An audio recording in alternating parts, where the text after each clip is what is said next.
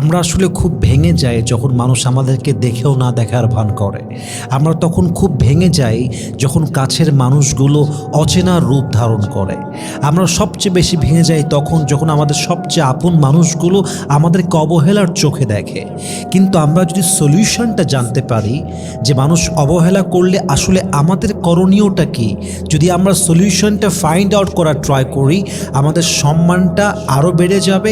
Even কেউ অবহেলা করলেও আমাদের গায়ে আহামরি কোনো আঘাত লাগবে না। অতএব আজকে আমরা পুরো সময়টা জুড়ে জানবো যে অবহেলা করলে আসলে মানুষ কি করতে পারে।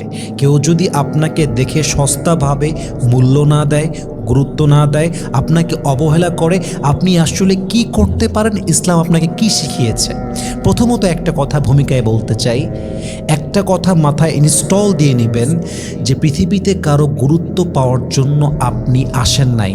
কেউ আপনাকে গুরুত্ব দিবে, কেউ আপনাকে অনেক সম্মান দিবে, কেউ আপনাকে খুব ভালোবাসবে, এটা আপনার জীবনের আসল পারপাস নয়, এটা আপনার জীবনের আসল উদ্দেশ্য নয়। কারণ মানুষের সম্মানটা একদমই আলাদা। আজকে ভালোবাসবে, কালকে অসম্মান করবে, আজকে সম্মান করবে, কালকে গালি দিবে।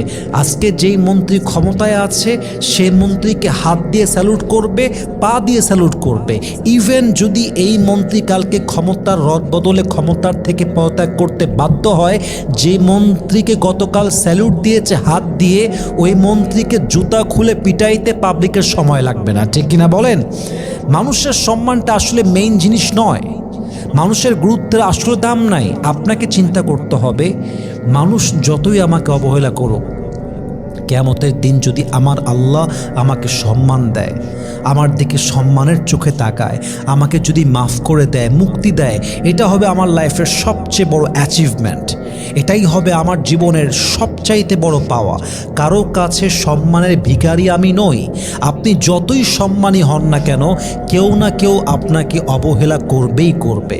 আপনি যত বড় পদেই যান না কেন, কেউ না কেউ আপনাকে গালি দিবেই দিবে। হতে পারে আপনার রাজ্যে আপনি অনেক বিশাল, আর কারো রাজ্যে আপনি অনেক ছোট। পৃথিবীর জায়গাটাই হচ্ছে এরকম, সব সময় সবার কাছে সম্মান পাওয়া যায় না। একজন মানুষ সবার কাছে প্রিয় হতে পারে না, একজন মানুষ সবার কাছে গুরুত্ব পেতে পারে না।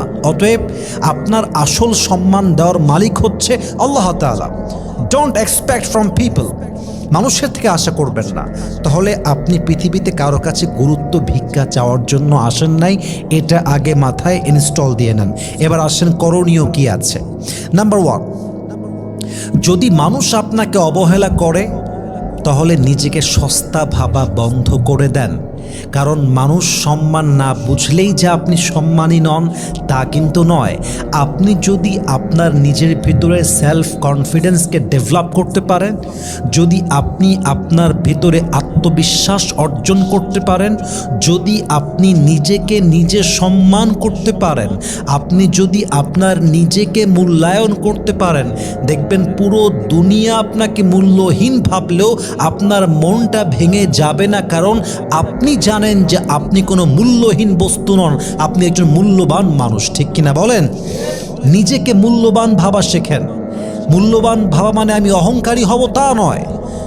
এর মানে হচ্ছে আই নো মাই ভ্যালিউ, আমি আমার মূল্যটা বুঝি, আমি আমার সম্মানটা বুঝি, আমি কি করতে পারি এটা আমি জানি। মানুষ বিলিভ করুক আর না করুক, that doesn't matter for me.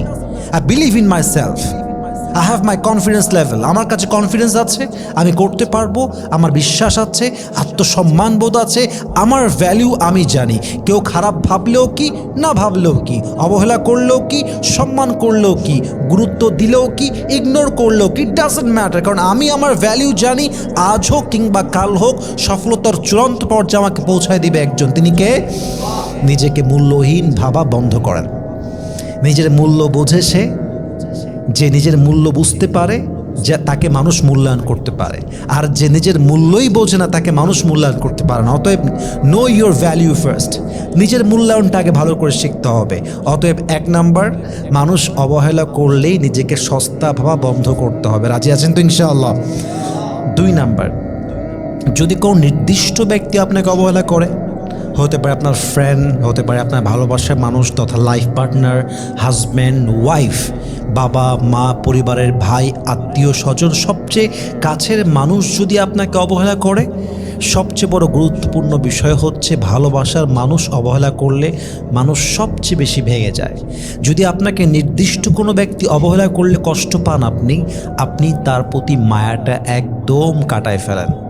কারণ যে ভালোবাসার মূল্য বোঝে সে মায়ার মূল্য বোঝে, আর যে মায়ার মূল্য বোঝে সে যত্নের মূল্য বোঝে, আর যে যত্নের মূল্য বোঝে সে সম্মানের মূল্য বোঝে, আর যে সম্মানের মূল্য বোঝে সে মানুষটা কখনোই আপনাকে ইগনোর করতে পারে না, কখনো আপনাকে সস্তা ভাবতে পারে না, সে মানুষটা কখনো আপনাকে চুল পরিমাণ অবহেলাও করতে পারে না, ঠিক কিনা বলেন?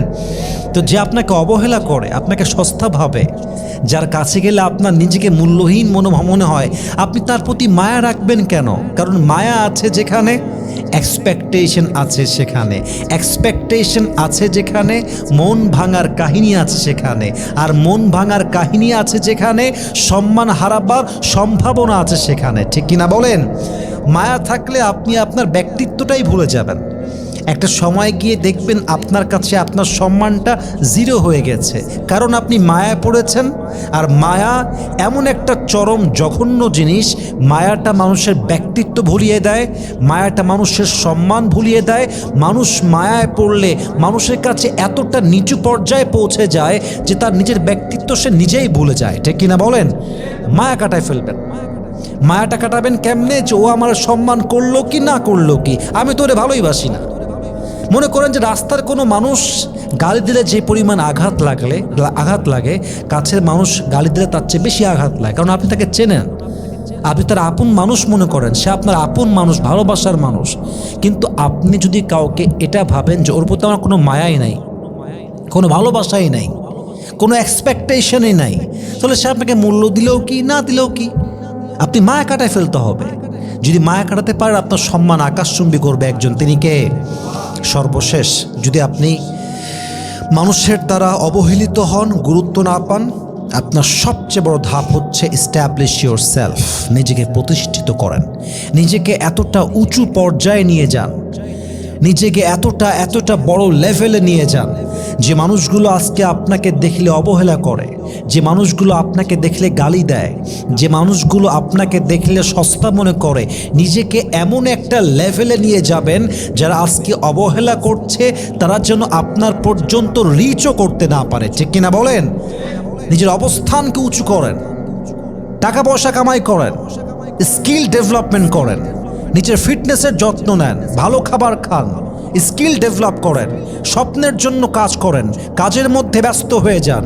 আর যে মানুষটা নিজের স্বপ্নের জন্য ব্যস্ত হয়ে যায়, নিজের কাজের জন্য ব্যস্ত হয়ে যায়, তখন দুনিয়ার কেউ তাকে ভালোবাসলেও কি না বাসলেও কি, তাকে মূল্য দিলেও কি না দিলেও কি, কারণ সে জানে আমি যদি আমার স্বপ্ন পূরণ করতে পারি, আমি যদি আমার গন্তব্যে পৌঁছাতে পারি, মানুষ আমাকে সম্মান তো দিবেই দিবে, বরং আমাকে স্যালিউট করতে বাধ্য হয়ে যাবে, ঠিক কিনা বলেন? এস্টাবলিশ ইয়োর সেলফ, নিজেকে প্রতিষ্ঠিত করতে হবে, নিজের কাজে মনোযোগ দেওয়া লাগবে। কাজই হচ্ছে সবচেয়ে আসল পরিচয়। ইভেন পুরুষের জন্য কাজের চাইতে বড় ডেফিনেশন, বড় কোনো পরিচয় পুরুষের জন্য আর সেকেন্ড কোনো কিছু হতেই পারে না। পুরুষ কাজ আছে, পুরুষের পরিচয় আছে, কাজ নাই, পুরুষের পরিচয় নাই। ইভেন পুরুষের কাজ না থাকলে পুরুষের মাও পর হয়ে যায়।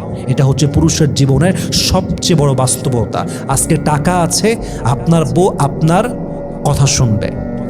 আজকে টাকা আছে, আপনার সন্তান আপনার সামনে কানে ধরে উঠবোস করবে। আজকে টাকা আছে, আপনার মা বলবে যে আমার মতো সন্তান পৃথিবীতে আর কারো হতে পারে না। আজকে টাকা আছে, আপনার বোন বলবে আমার ভাইয়ের মতো সেরা ভাই কেউ হতে পারে না। আজকে টাকা আছে, আপনার বউ বলবে আমার স্বামীর মতো সেরা স্বামী আর কেউ হতে পারে না। কালকে টাকা গায়েব হয়ে যাবে, দেখবেন যে আপনার আপন কলিজার টুকরা মাটাও ব্যবহার করবে পরের বাড়ির মহিলার মতো, ঠিক কিনা বলেন? This is the reality of this society. Whether you accept it or not, that doesn't matter. বাস্তবতা আপনাকে মানতেই হবে। তো আপনি যদি সম্মান বাড়াতে চান, আপনি যদি চান কেউ আপনাকে অবহেলা না করুক, আপনি টাকা কামাই করেন।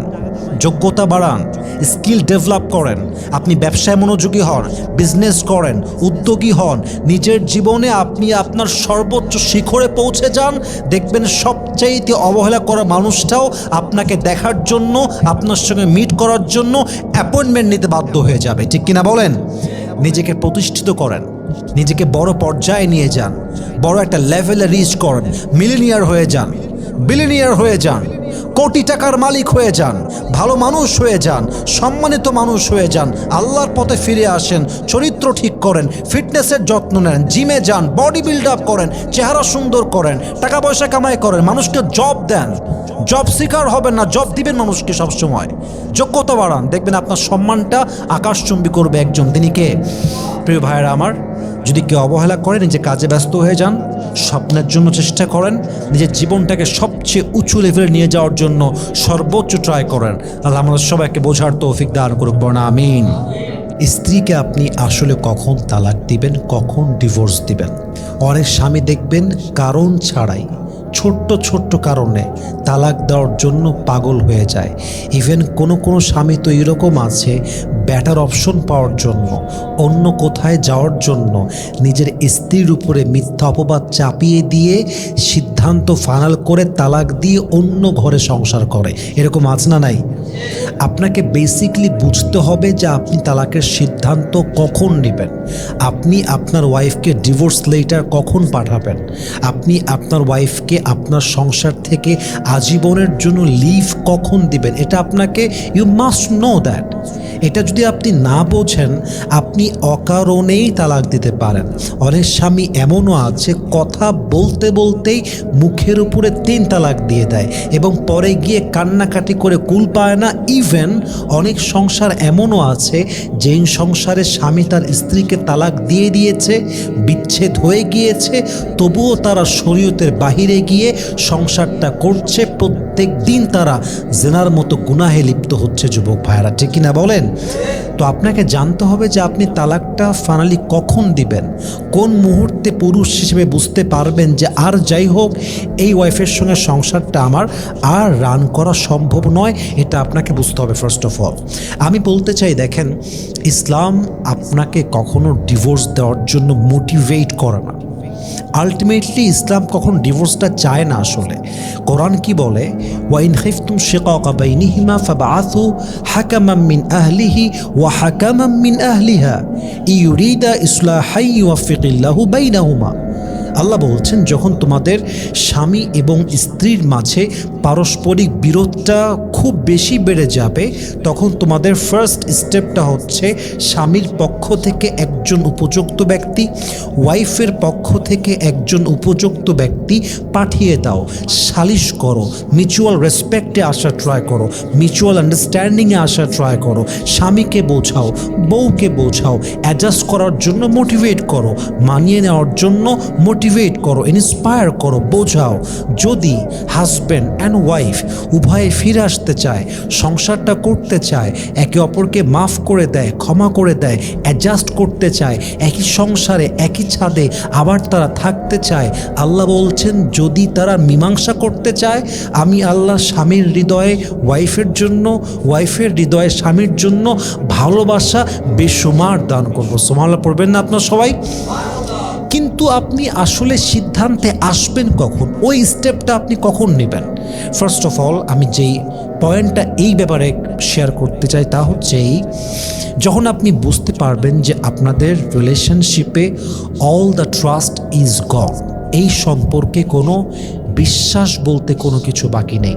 আপনি যখন বুঝতে পারবেন যে আপনার ওয়াইফের প্রতি আপনার কোনো পবিত্র অনুভূতি বাকি নেই, আপনি যখন বুঝতে পারবেন যে আপনার ওয়াইফের চরিত্রে কলঙ্কের দাগ যে কত বেশি তার কোনো সীমানা নেই, আপনি যখন বুঝতে পারবেন যে আপনার ওয়াইফের ব্যাপারে আপনি এমন চরিত্র দেখেছেন তার ভেতরে এমন বিশ্বাসঘাতকতা দেখেছেন যার সঙ্গে অ্যাডজাস্ট করা, মানিয়ে নেওয়া আসলে আপনার পক্ষে আর সম্ভব নয়।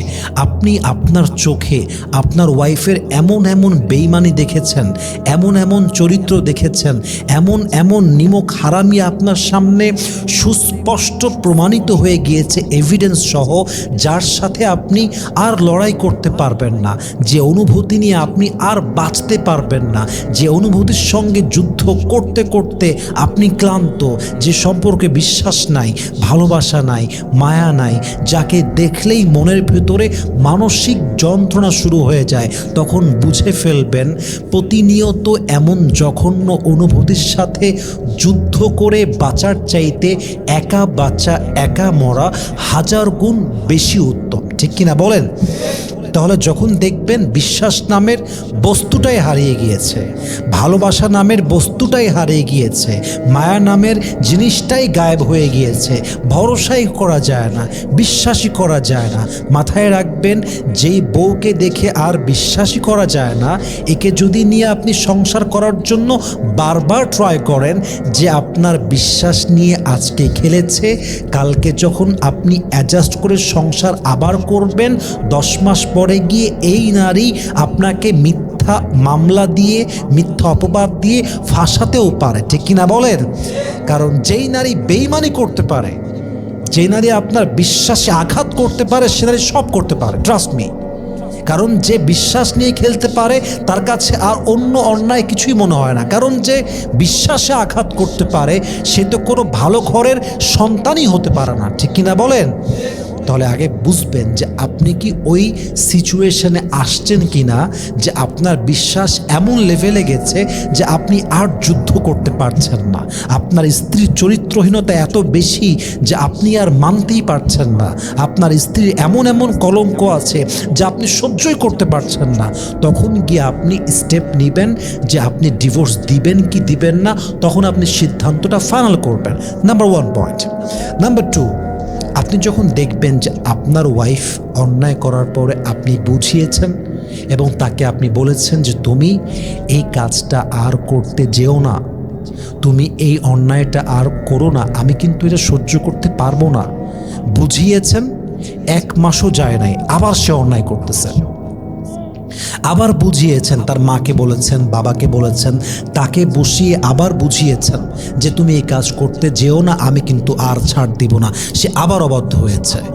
বারবার যদি বোঝানোর পরে অবাধ্য হয়, বারবার সালিশ করেও যদি আপনি ব্যর্থ হন, বারবার আদেশ করার পরেও যদি আপনার ওয়াইফ অবাধ্য হয় এবং প্রত্যেকবার সে ওয়াদা করে আর ভাঙবো না, কয়দিন পরে গিয়ে আবার ভাঙবে, যদি এরকম আপনার ওয়াইফ হয়ে যায়, আপনি বুঝে ফেলবেন এখানে আপনার বেশি দিন থাকা আর সম্ভব নয়। কারণ সবার সঙ্গে থাকা যায়, বন্ধুর সঙ্গে থাকা যায়, মায়ের সঙ্গে থাকা যায়, মা অবাধ্য হলেও মায়ের সঙ্গে থাকা যায়, বন্ধু কথা না শুনলেও বন্ধুর সঙ্গে বন্ধুত্ব রাখা যায়। বাট হাজব্যান্ড অ্যান্ড ওয়াইফের রিলেশনশিপটা এমন একটা সম্পর্ক, যদি স্বামীর কথা বউ বারবার অবাধ্য করে, সব সম্পর্ক টিকে থাকলেও এই সম্পর্কটা আসলে টিকে থাকে না যুবক ভাইরা। ঠিক কিনা বলেন?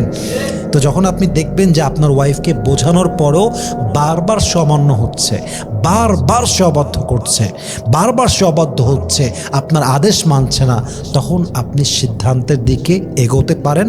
যখন দেখবেন একটা ওয়াইফ বারবার সে অবাধ্য হচ্ছে। নাম্বার 2। নাম্বার 3, আপনি যখন দেখবেন আপনার ওয়াইফ আপনার বাসায় এসে প্রতিনিয়ত আল্লাহর বিধান লঙ্ঘন করছে, নামাজ পড়ে না, আপনি বুঝিয়েছেন নামাজ পড়বা, তাও সে নামাজ পড়তে চায় না, সে টিকটকে নেচে বেড়ায়, আপনি বলেছেন তুমি আমার ওয়াইফ, এটা আমার সেলফ রেসপেক্টের বিষয়, এটা আমার ইসলামের বিষয়, এটা আল্লাহর বিধানের বিষয়, ডোন্ট ক্রস দ্য লিমিট, পর্দা ভেঙে দিও না, টিকটকে গিয়ে বেপর্দায় নাচতে যেও না, আমার বাসায় থেকে বেনামাজি হয়ে থেকো না, পর্দাশীল হও, নামাজি হও, আল্লাহর বিধান লঙ্ঘন করো না। 1000 বার বুঝিয়েছেন, মাসের পরে মাস গেছে, বছরের পরে বছর গেছে, তবুও সে আল্লাহর বিধান মানতে রাজি না। এরকম ওয়াইফের সঙ্গে আপনি কোনো দিনও সাংসারিক জীবনে যে সুখ, বরকত, রিজিকের যে বরকত, নেক্সট সন্তানের যে বরকত, নেক্সট সন্তানের যে সুখ, এটা আপনি জীবনেও খুঁজে পাবেন না। অতএব আপনার স্ত্রী যদি বারবার আল্লাহর বিধান লঙ্ঘন করে, সেই ক্ষেত্রে তালাকের বিষয়টা সিদ্ধান্ত ফাইনাল করার দরকারটা আছে না নাই? কিন্তু হাজার চেষ্টা করার পরে, অনেক লম্বা সময় পার করার পরে, তাহলে প্রথমে বললাম যদি বিশ্বাসটা একদমই হারিয়ে যায় ভেবে দেখবেন। যদি আপনার ওয়াইফকে বারবার বুঝিয়ে অবাধ্য হয় ভেবে দেখবেন। যদি আপনার ওয়াইফ আল্লাহর বিধান না মানে, পর্দা না মানে, নামাজ না পড়ে, খেদমত না করে এবং সে পরিপূর্ণ বেদিন হয়ে চলে, বারবার ট্রাই করে ব্যর্থ, আপনি ভেবে দেখবেন। 4 নাম্বার, যদি আপনি দেখেন যে আপনার ওয়াইফের সঙ্গে আপনার সংসারটা এমন একটা পর্যায়ে পৌঁছে গিয়েছে যে যেই বাসাটা আপনার জন্য জান্নাতের নীর হওয়ার কথা ছিল, সেই বাসাটা আপনার জন্য জাহান্নামের নীর হয়ে গিয়েছে। বাসায় আসা মানেই আযাব, বাসায় আসা মানেই এমন একটা বেঈমানের চেহারা দেখা যাকে দেখলে মেজাজটা এমনি গরম হয়ে যায়।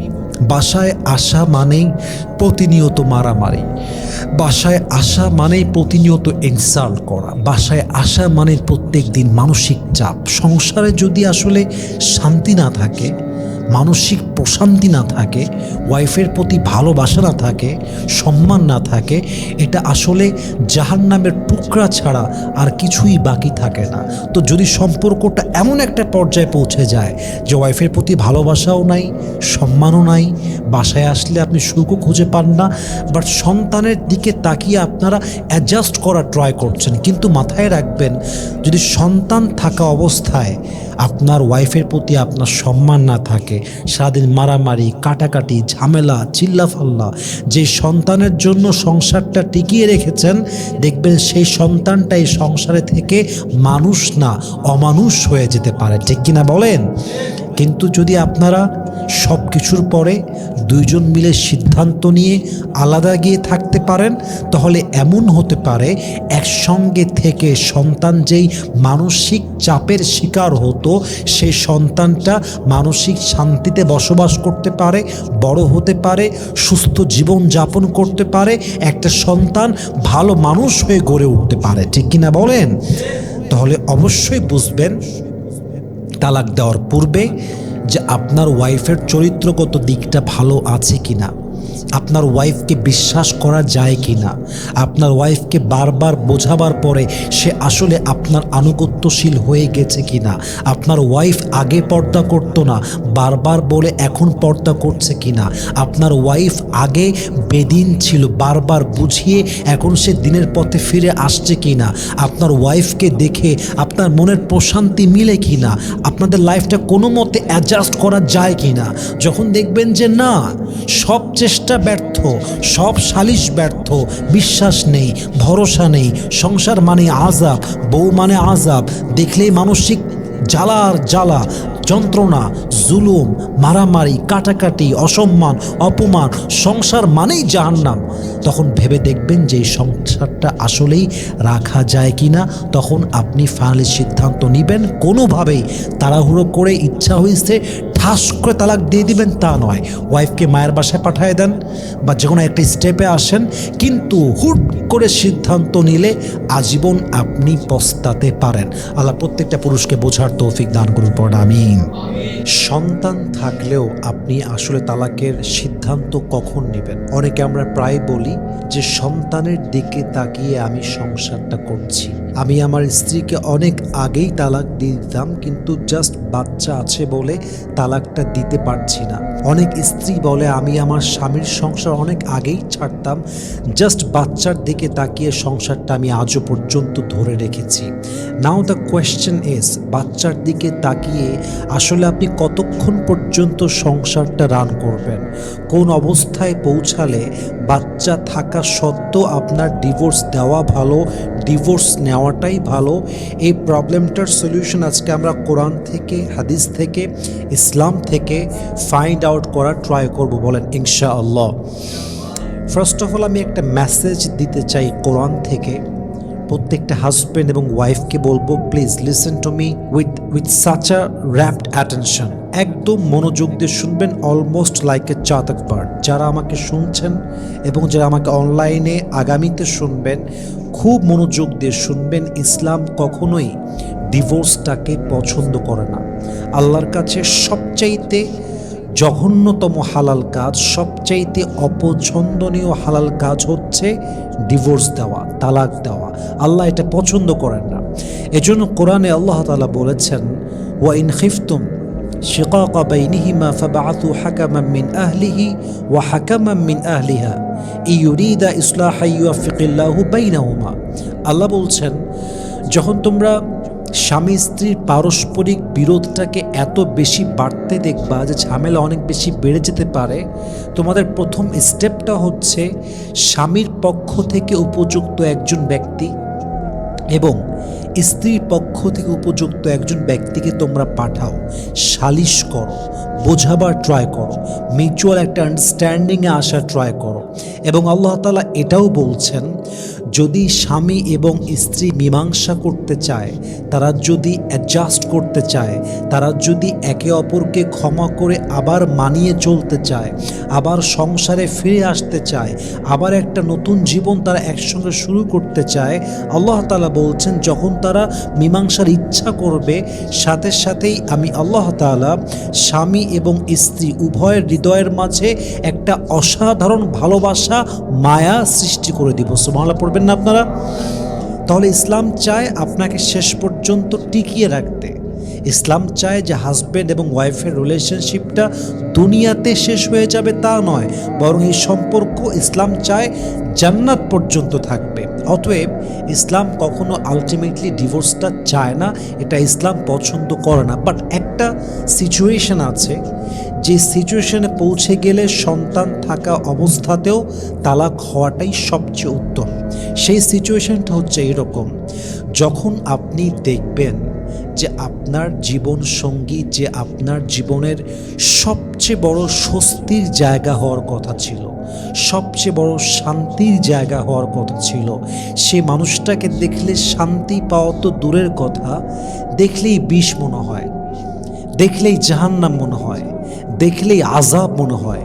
যেই স্বামী ছিল আপনার জীবনে বটবৃক্ষের মতো, যেই স্বামী ছিল আপনার জীবনে একটা বড় সম্মানের জায়গা, স্বামী এত বেশি অন্যায় করেছে, এত বেশি জুলুম করেছে, স্বামীর চরিত্র এতটাই খারাপ, স্বামী আপনাকে এতটাই অবহেলা করেছে, এতটাই মানসিক চাপ দিয়েছে, এতটা জুলুম করেছে, এতটা নির্যাতন করেছে, যেই স্বামীর পায়ের কাছে সালাম করার কথা, সেই স্বামীকে দেখলে আপনার সম্মানটুকু আসে না, তাকে আপনার সম্মান করতেও মনে চায় না।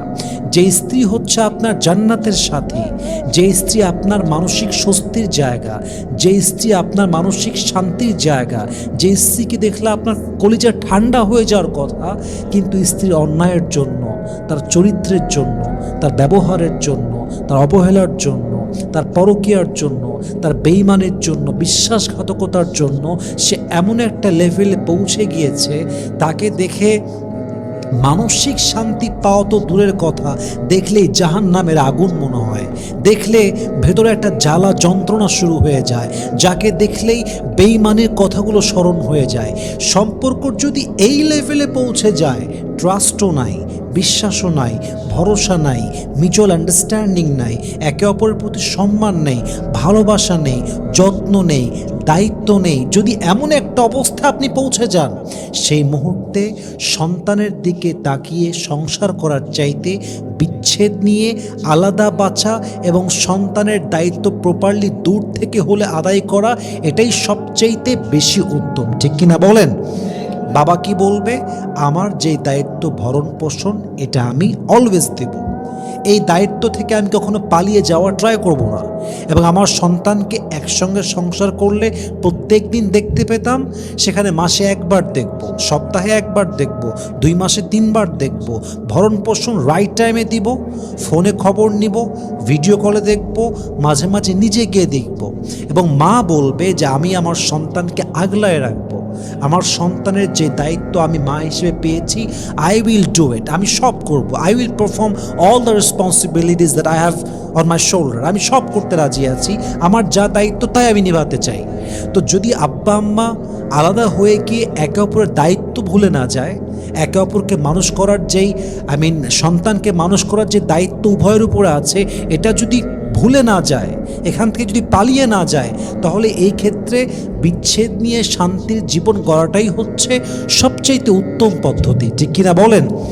এখন দেখেন, সন্তানের দিকে তাকিয়ে আপনারা সংসার করছেন, অথচ একে অপরের প্রতি সম্মান নেই, একে অপরের প্রতি ভালোবাসা নেই, মিউচুয়াল আন্ডারস্ট্যান্ডিং নাই, মিউচুয়াল রেসপেক্ট নাই। আপনার স্বামী ঘরে আসলেই মারামারি শুরু হয়ে গেল, চিল্লা ফাল্লা, চিৎকার, চেঁচামেচি, গালিগালাজ। যে সন্তানটার সবচাইতে বেশি দরকার ছিল মানসিক শান্তি, সেই সন্তানটা মেন্টালি টর্চার হতে হতে, যেই সন্তানটা মানুষ হওয়ার কথা ছিল, আব্বা আম্মার ঝগড়া দেখতে দেখতে এই সন্তানটা বড় হয়ে একটা অমানুষ হয়ে যায়, ঠিক কিনা বলেন? তাহলে আপনারা এখানে একসঙ্গে থেকে যে কাজটা করলেন, সন্তানের জীবনটা বাঁচানোর চাইতে আরও বেশি ধ্বংস করলেন। সেক্ষেত্রে উত্তম কি? আলাদা হয়ে গিয়ে মানুষ করা। ইভেন বাবা যখন তালাক দিচ্ছে স্ত্রীকে, বাবার মাথায় রাখতে হবে যে বিচ্ছেদটা আমার ওয়াইফের সঙ্গে আমার হচ্ছে, সন্তানের সঙ্গে আমার বিচ্ছেদ হচ্ছে না। আই রিপিট অ্যাগেন, তালাক যখন হচ্ছে, বাবা ভাববে যে এই তালাকটা আমার সঙ্গে আমার স্ত্রীর হচ্ছে, সন্তানের সঙ্গে হচ্ছে না। মা যখন তালাক নিচ্ছে স্বামীর থেকে, মাকে মাথায় রাখতে হবে এই ডিভোর্সটা আমার সঙ্গে আমার স্বামীর হচ্ছে, আমার বাচ্চার সঙ্গে স্বামীর তালাক হচ্ছে না। অতএব আব্বা আম্মা বিচ্ছেদ হয়ে যাবে, এক ছাদের নিচে থাকবে না তা ঠিক আছে, বাট সন্তানের সঙ্গে কারো বিচ্ছেদ হওয়া যাবে না। যার যে দায়িত্ব আছে এটা আজীবন পালন করতে হবে। এবং সবসময় মাথায় রাখতে হবে, যখন আপনি দেখতে পারবেন সন্তানকে মানুষ করার জন্য একসঙ্গে থাকতে গিয়ে প্রত্যেক দিন মেন্টালি টর্চার্ড হচ্ছেন, প্রত্যেক দিন জুলুমের শিকার হচ্ছেন, প্রত্যেক দিন মারামারি, জ্বালা যন্ত্রণা, গালিগালাজ এমন পর্যায়ে পৌঁছে গিয়েছে out of level, out of capacity and capability, এটা আপনার সাধ্যের বাহিরে চলে গিয়েছে। সেই ক্ষেত্রে সন্তানকে মানুষ করার জন্যই বিচ্ছেদ নেওয়া হাজার গুণ বেশি উত্তম। তাহলে সর্বোচ্চ ট্রাই করবেন সংসার যেন রান করা যায়, সর্বোচ্চ লেভেল পর্যন্ত সবর ধারণ করবেন। যখন একদমই পারবেন না, ইসলামের যে প্রভিশন আছে, ইসলামের যে বিধান আছে, ইসলাম আপনাকে যে সলিউশন দিয়েছে, যে ওয়েটা দিয়েছে, সেই ওয়েতে বিচ্ছেদ নিয়ে আল্লাহর কাছে দোয়া করা, সবর করা, নিজের দায়িত্ব পালন করা সবচেয়ে বেশি উত্তম পদ্ধতি। আল্লাহ সবাইকে বোঝার তৌফিক দান করুক, আমিন।